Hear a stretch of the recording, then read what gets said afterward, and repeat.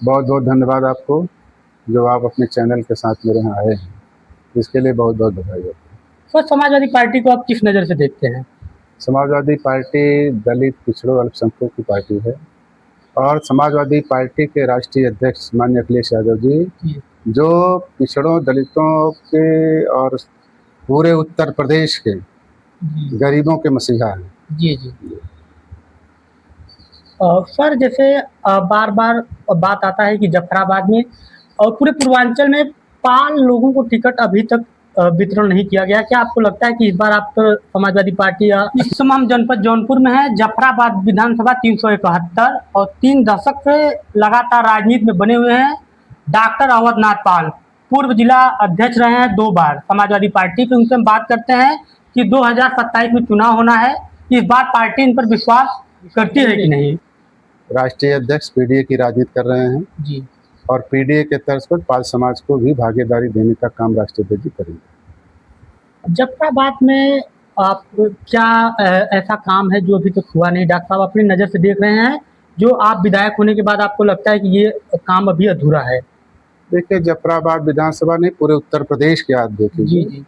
कि समाजवादी पार्टी की सरकार बनने के 2012 से 2016 के बाद जी, जी। जितने भी काम समाजवादी पार्टी ने किया था, उसी का उद्घाटन मौजूदा सरकार 10 साल से कर रही लगातार। आप समाजवादी पार्टी की, आप चूंकि अगर क्षेत्रीय होंगे, धनेजा पुल समाजवादी पार्टी ने बनवाया। जी। आपका जो है गोमती का जो आपका सद्भावना पुल है, समाजवादी पार्टी ने बनाया। तमाम ऐसे विकास काम हुए हैं। मेडिकल कॉलेज समाजवादी पार्टी ने बनवाया। जी, जी। जितने भी काम हैं समाजवादी पार्टी जौनपुर जनपद ने, पूरे जफराबाद में जौनपुर जनपद की बात कर रहा हूँ, जो भी समाजवादी पार्टी काम किया है, मौजूदा 10 साल की सरकार आज तक कोई काम आप गिना दीजिए कि बड़े काम समाज भाजपा की सरकार ने किया है। सर, यदि अखिलेश यादव समाजवादी पार्टी के राष्ट्रीय अध्यक्ष यदि यहाँ पाल समाज को टिकट देते, किसी पाल को या आपको टिकट देते हैं, तो क्या आपको लगता है कि पूर्वांचल के कई जिलों में पाल समाज पे प्रभाव पड़ेगा? देखिए, मैं बताया ना कि समाजवादी पार्टी के राष्ट्रीय अध्यक्ष माननीय अखिलेश यादव जी पीडीए के तर्ज पर इस बार टिकट देंगे और पीडीए में पाल समाज भी आता है। जी, जी। तो इसलिए पाल समाज को भी भागीदारी देने का काम करेंगे।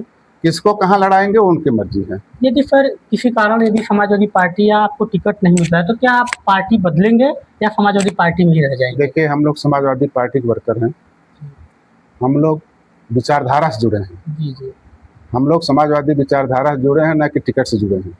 राष्ट्रीय अध्यक्ष जी की भावनाओं और राष्ट्रीय समाजवादी पार्टी, हम 95 से समाजवादी पार्टी की राजनीति कर रहे हैं। जी, जी। लगातार जिला संगठन में रहे हैं, लगातार हम प्रदेश संगठन में रहे हैं और समाजवादी पार्टी के जो है बैनर तले हमारी पूरी राजनीति चलेगी। हम दल बदल का काम नहीं करेंगे। जब तक रहेंगे आप समाजवादी पार्टी से जुड़े रहेंगे और लगातार समाजवादी पार्टी के लिए। सर, जौनपुर में समाजवादी पार्टी के लिए सबसे बेहतर नेता आप किसे मानते हैं? तमाम विधायक हैं, तमाम बड़े नेता हैं, आपकी नज़र में सबसे बेहतर कौन? समाजवादी पार्टी के जितने भी विधायक हैं, जितने भी नेता हैं, सब बेहतर हैं। जो समाजवादी पार्टी के लिए काम करता है वो बेहतर है।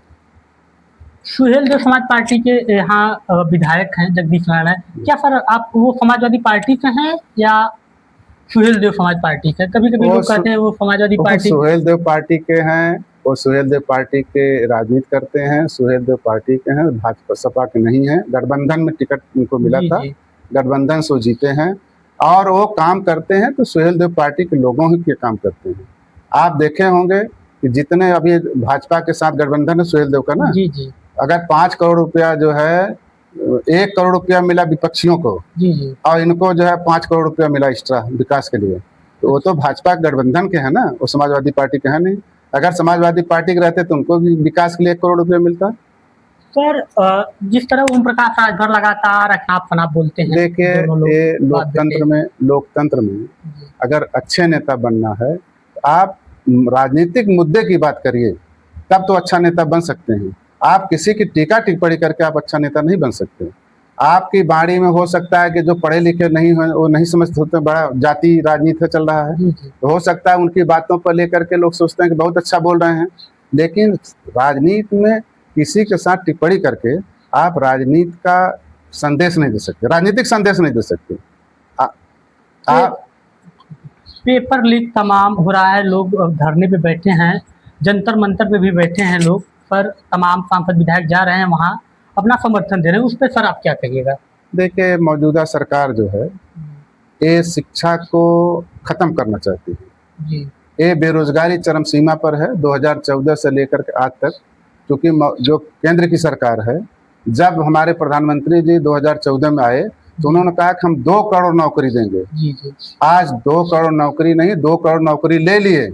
आज प्राइमरी विद्यालय बंद हो गए। जी अब टीईटी की परीक्षा कर रहे हैं, जो 50-55 साल उम्र हो गया, कह रहे हैं उसको टीईटी परीक्षा आपको दे करके तब नौकरी आपकी बचेगी।